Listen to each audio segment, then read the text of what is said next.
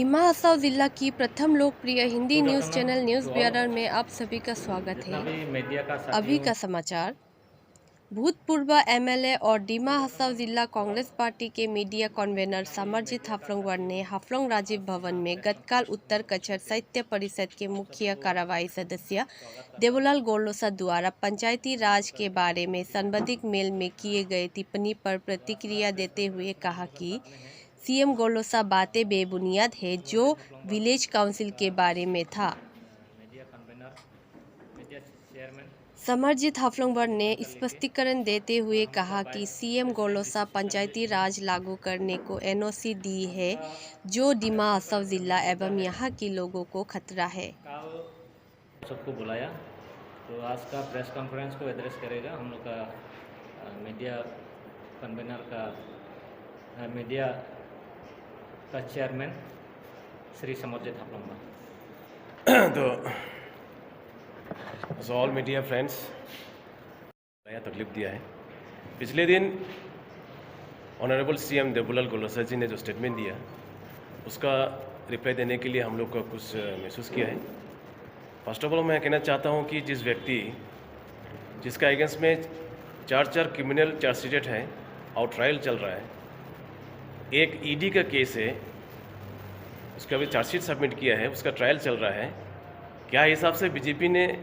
इतना केस होते हुए भी इनको रखा है और उनका मानसिकता क्या होगा, उसका फेस देखने से झलक हम लोग देखने मिलता है। तो इसलिए वो अभी तक जितना भी बोल रहा है without any documents, without any authenticity,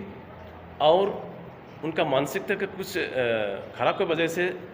और अभी का जो माहौल है डिस्ट्रिक्ट का, जिस तरह से बीजेपी के खिलाफ और देवलाल गोलोसा का जो अत्याचार के खिलाफ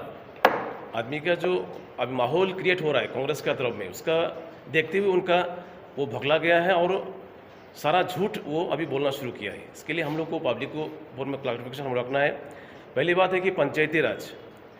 2012 को जो देवजीत हाउसेन ने, कांग्रेस ने प्रपोजल दिया, एग्जीक्यूटिव कमेटी में लिया, इसके लिए आज पंचायती राज दिमा हसाओ में हुआ, ये बात वो कहा है। तो सबसे पहले मैं कहना चाहता हूँ कि जिस देवजीत हाउसेन फिलहाल अभी कांग्रेस में उनका नहीं है, वो नहीं है, एक नंबर बात। दो नंबर बात हो गया, जो प्रपोजल पहले दिया था देवजीत हाउसेन का एग्जीक्यूटिव कमेटी में, उनका सारा जो टीम जो है अभी उनका साथ में है, उनका एग्जीक्यूटिव कमेटी में है अभी, देवलाल गोलोसा के एग्जीक्यूटिव कमेटी में। तो इसलिए ब्लेम करना है तो अपना का करो। और दूसरा बात हो गया कि जो हमने प्रपोजल देखा है, देवजीत हाउसेन का जो प्रपोजल उन लोगों ने लाया, वो एक फॉरवर्डिंग लेटर है आपको काउंसिल का तरफ से, एग्जीक्यूटिव कमेटी का डिसीजन भी है वहाँ पे,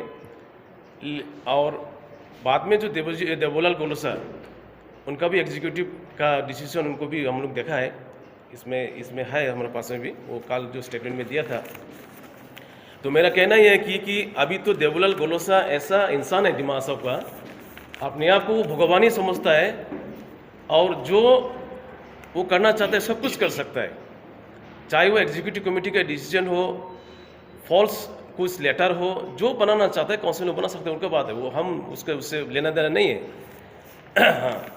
और जिस तरह से एग्जीक्यूटिव कमेटी का डिसीजन 2012 को हमने देखा कि village council, constitution of village council in Dima Hasao council under autonomous council का, तो मैं कहना चाहता हूँ देवलाल गोलोसा को, उनका तो पढ़ना भी नहीं आता, लिखना भी नहीं आता, सबको भी पता है उनको, इसलिए शायद वो दिखाई नहीं देता होगा कि संविधान क्या चीज़ है, सिक्स शेड्यूल क्या चीज़ है।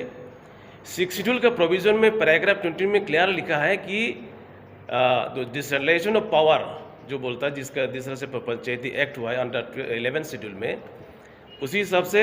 सिक्स शेड्यूल एरियाज में भी डिसेंट्रलाइजेशन ऑफ पावर का प्रोविजन है, village constitution of village council under 6 schedule. तो बीजेपी और हम लोग का जो यहाँ को कस्टमरी सेटअप है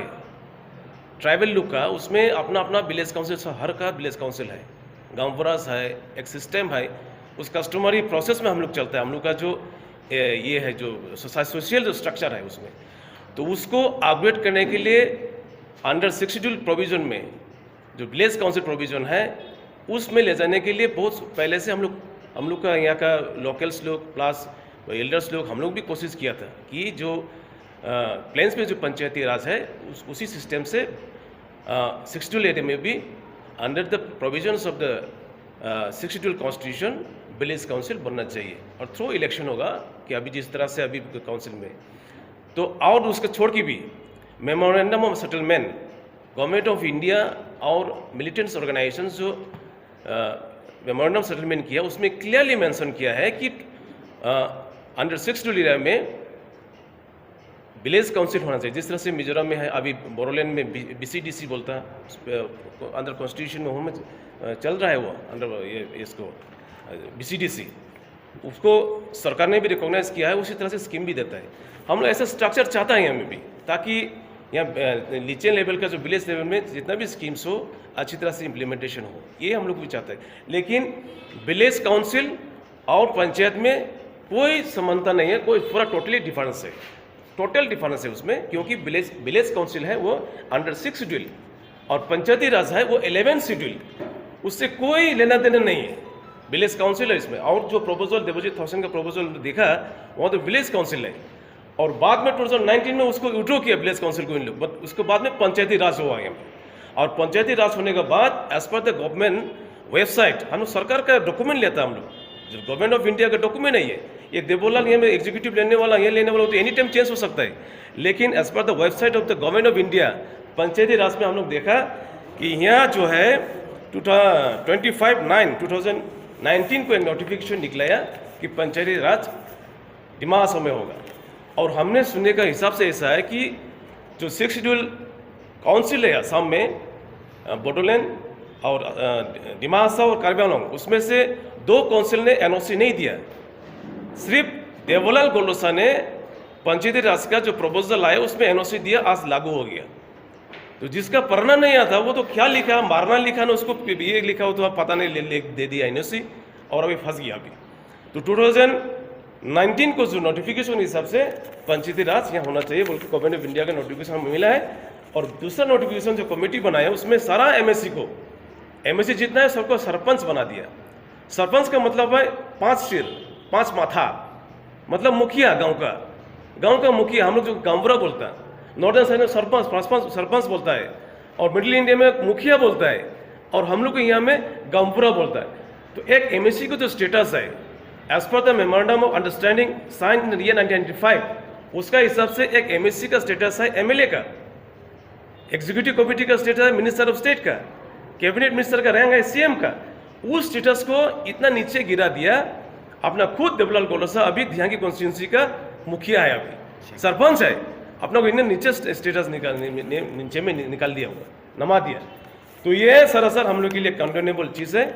और खुद इसके लिए हम सीरियस सोचना चाहिए। वो जो डॉक्यूमेंट है उसको अलग चीज़ है। दूसरा बात हो गया, आप लोग क्लियर मालूम है कि MOS में विलेज काउंसिल का भी उन लोग खुद वो तो सिग्नेचर नहीं है, लेकिन ऑर्गेनाइजेशन में है, तो वो है 6.2 में है, उसको MOS में क्लियरली विलेज काउंसिल है, उसको जानता ही नहीं। दूसरा हो गया आपको उसको जो एक क्लैरिफिकेशन देने के लिए बोला था जाटिंगा रोड का लिए, जाटिंगा और आपको हाफलोंग रोड,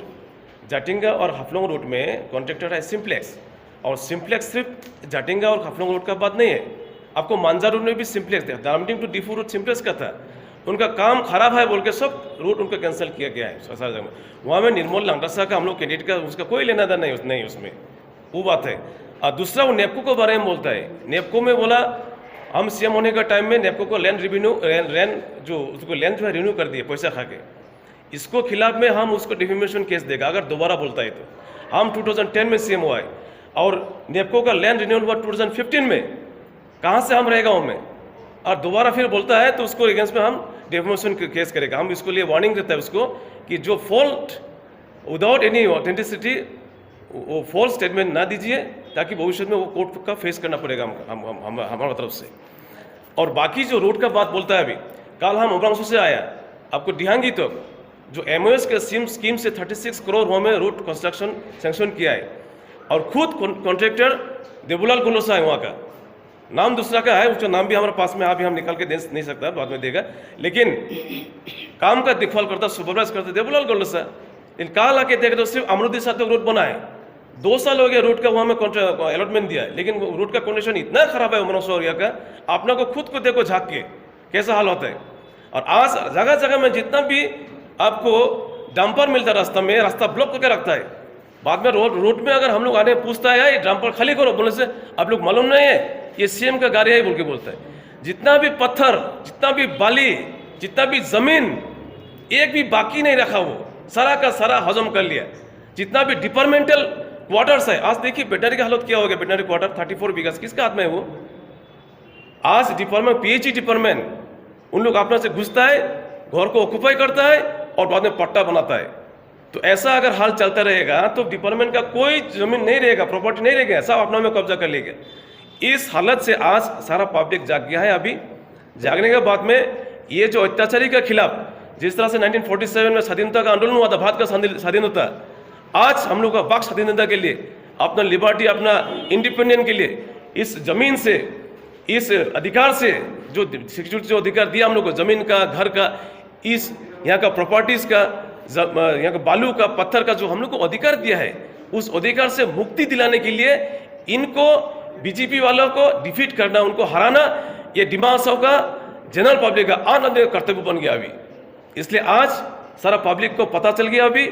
और अभी सब जगह में भी अभी आहिस्ता आहिस्ता करके बीजेपी का अगेंस्ट हो रहा है, इसका लिए भुगला गया।